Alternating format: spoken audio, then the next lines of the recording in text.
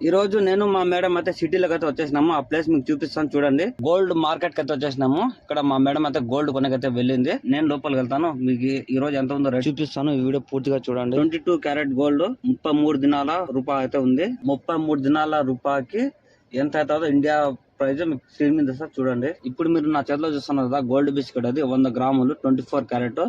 Covid praise 3600 దినాలు అయితే అవుతుంది.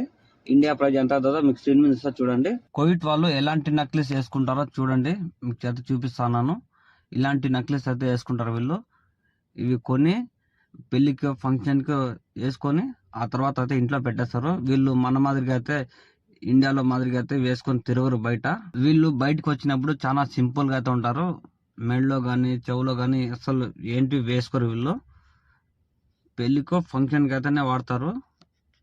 ఖాళీ టైంలో అస్సలు అయితే వాడరు వీళ్ళు. కానీ బంగారు అయితే కొంటారు వీళ్ళు. ఈ రోజు మా మేడం అయితే కొనేకి వచ్చింది.